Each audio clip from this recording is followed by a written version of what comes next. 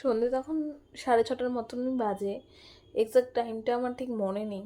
যাই হোক, আমি ঘুম থেকে উঠে খাটে বসে বসে ল্যাদ খাচ্ছিলাম আর জানলার দিকে তাকিয়ে ভাবছিলাম, ওই যে আগের দিন যে ভিডিওটা দিয়েছিলাম সেটাতে আমি বলেছিলাম যে বোতলের উপরে কিছু ডিআই করব।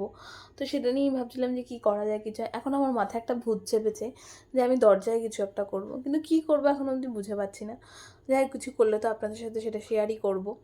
কিন্তু তাও বসে বসে ভাবছিলাম, তারপরে গালে হাত দিয়ে এটা ভাবলাম, না ভাই ভাবলে আর কী করব, কাজটা তো করেই ফেলতে হবে, কারণ কাজ তো আটকে রাখা যাবে না। তারপরে যেমন ভাবা তেমনি কাজ। তারপরে ভাবলাম না, ঘরটা গোছানো অগোছালো হয়ে আছে, গোছাতে হবে। তো আমি জলদি গিয়ে তাড়াতাড়ি করে কাজগুলো করে ফেললাম, কিন্তু এত স্পিডে আমি কাজ করিনি, এটা কিন্তু 2x করা আছে।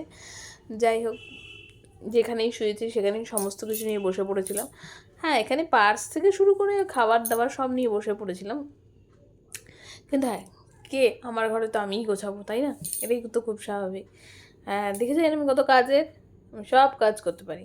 যাই হোক, একটু ফালতু বকে ফেললাম, তারপর কাজ বাজ করে আমি কিন্তু গাছে জল দিয়ে ফেললাম।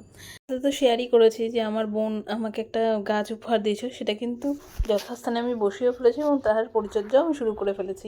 গাছগুলো খুব সুন্দর বেড়ে উঠেছে। তারপর আমি টুকটুক করে গাছে জল দিয়ে ফেললাম। গাছগুলোকে ভাবলাম না, অনেক দিন পরিচর্যা করা হয় না, কারণ আমি এতদিন ছিলাম না।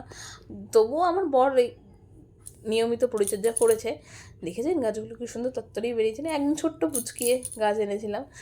যাই হোক, তারপরে সেগুলোকে পরিষ্কার করে এই আফটার লুক হচ্ছে এটা।